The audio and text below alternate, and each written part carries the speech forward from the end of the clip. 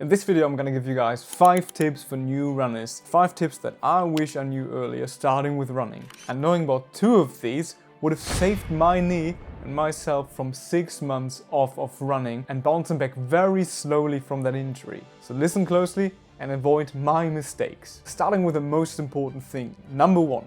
Having a proper plan. So we are not only talking about knowing what you want, so having a plan of what's going on, but having a proper weekly training plan. Running Monday, Wednesday, Saturday, whatever. And being aware of what are the easy run days, what are the interval days, what is the long run day. Having a clear structure. Please don't just wing it. That won't work nearly as well as you think it will. Showing up on a regular basis and knowing exactly when to do what will make it so much easier to stick to it. The likelihood of injury is far smaller and your progress is gonna be better because you're building your performance week by week by week. And that works very well. That's why everybody does it. Consistently showing up is the foundation for solid progress. Number 2 is gonna be go by feel.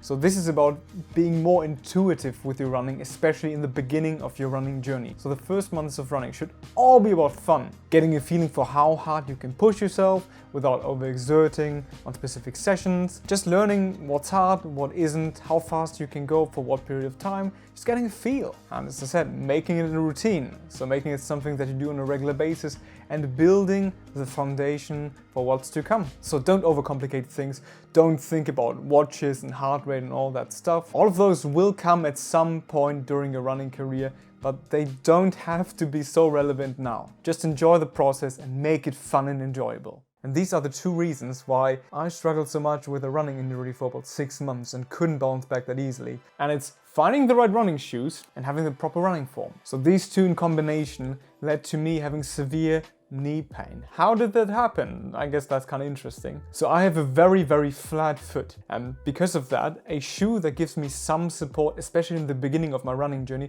would have been very good, obviously. And the shoe that I was wearing was getting pretty beat up, just kind of soft and squishy and didn't really do much. And that in combination with a couple of flaws in my running form led to my knee just getting beat up over and over and over again. And at some point that was just too much. But let's focus on the running shoes first. So with running shoes, there are a couple of things that you have to pay attention to. And I would actually recommend, if you are that fortunate, to go to a proper running shoe store and talk with a professional, especially if you don't want to spend hours and hours on figuring out which shoe is the best for you. You'll probably not get the best advice right away, might, possibly, but it will be a better guess than just buying something randomly that looks kind of cool and is cheap. There are a couple of things that you need to pay attention to. For example, how wide is the toe box? Do I have really wide toes?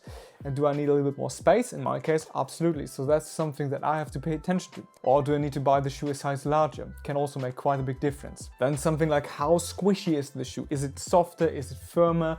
What do you personally prefer? What does your foot and your running form benefit from? In my case, I like something that's very responsive, not too soft, because soft shoes I generally struggle with, and my flat foot does get to its limits quite fast with those. And then there's something like drop. And the drop is the difference between the foam stack in the back and the foam stack in the front. I think this shoe has a 8mm drop, something like 38 mils in the back and 30mm in the front. Something around that. But that can also make quite the difference and lead to less stress on your quads, and for some people lead to less stress on the knee joint. But I guess the most important thing with running shoes is, do they feel comfortable and do they feel fast? Now coming to the running form. Running form is super critical. My running form was flawed in multiple ways.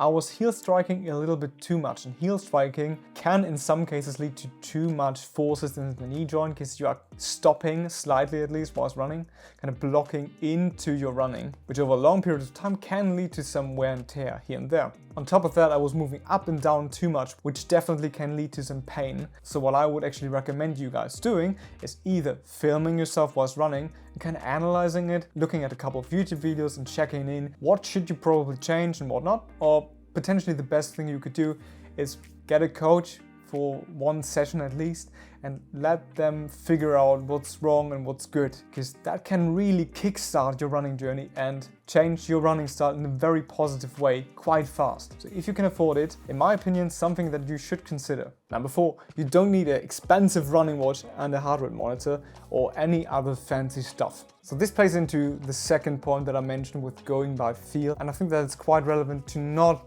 utilize these things too early. First of all, very expensive. Buying a $400 watch and a $100 heart rate monitor sure as hell is a great way to empty your bank account, especially because running shoes are also quite expensive. But focusing too much on these things in the early stages of your running journey will make it super easy to kind of forget about all the fun, to kind of forget about all the intuitive acting and just enjoyment, and really hyper-focus on all the stats and what can I optimize, what training zones do I need to be in.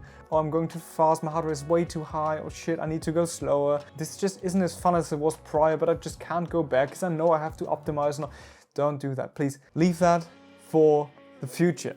Give yourself a couple of months really getting into running before you think about buying something like this. For me personally, I bought my first running watch, I think 2 months into running, and it was a very cheap one. It was the cheapest Garmin watch, this is a Coros by the way, was the cheapest Garmin watch that I could get. Garmin Forerunner 55, 130 bucks. It worked really well. It did what it was supposed to do. It was tracking my running route, giving me a pace and kind of reading my heart rate, sort of, not really accurately, but that was completely enough for the next 1.5 years. You don't have to buy expensive stuff. And as I said, you can wait a couple of months before starting. It's always something very positive to get a good feeling for how your body responds to training and kind of naturally guesstimate if you're going too fast, going too slow, and adjusting upon that. That's a good skill to have, and it's a good skill to learn. And you should definitely utilize this starting off with running to do that. So don't focus on the expensive, cool shenanigans. Just be intuitive, give it an honest try at just doing it without these, and enjoy the freedom of not overthinking your training. Really, please. Number 5, it's completely okay to wear a running vest and take your water bottle with you on a 5k, 10k run. It doesn't matter. Some people get pretty heavily judged for wearing a vest and having some like hydration with them when they're not going on a 20k, 30k run. And even then, sometimes people think it's unnecessary to bring water, bring carbs, bring a vest for these runs. And I don't understand why that's such a big deal. I'm a strong proponent of wearing these things and taking water with you because I myself, I need a lot of hydration. I sweat like crazy on my runs, especially now during the warmer times, during the summertime. I can't go for a 10k run without having some water with me, without having some Powerade, some electrolytes with me, because I sweat so much and I don't feel comfortable without any extra hydration. I know my performance is gonna dip and I'm actually getting dizzy, I'm getting headaches, and I just don't want that to happen. And if you're somebody who just feels safer, feels calmer, more relaxed going into a run, knowing they have something to drink with them and just knowing that they have all of their stuff safe and secure in their vests, that's completely fine. Please do that. Don't care about what others think. If people judge you based on something like that, the opinions of those people don't matter. Why would you listen to somebody who judges you based on something like this, something so ridiculous? It doesn't matter in the grand scheme of things by any means. So don't give those opinions any value. Don't think about them. Oh, it smells. Ooh. Yeah.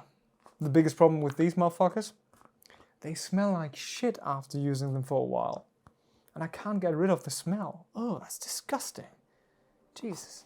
And yes, those were the top 5 tips that I would have liked to at least have heard once before starting with my running journey, because these would have made quite a large difference. Being intuitive, actually educating myself properly on shoes and running form, having a proper plan, which I had a proper plan, so that was good, that was solid, and made a difference. Not obsessing too early about watch, heart rate monitor, whatever, and not caring too much about what others think. So yeah, I hope that you enjoyed today's video. I hope that this actually helped you in some way, and please don't do the same mistakes that I did, don't hurt yourself, and I wish you all the best for your running journey. If you enjoyed today's video, please feel free to leave a like and subscribe. That would be an absolute pleasure. And yeah, see you guys next week. Bye!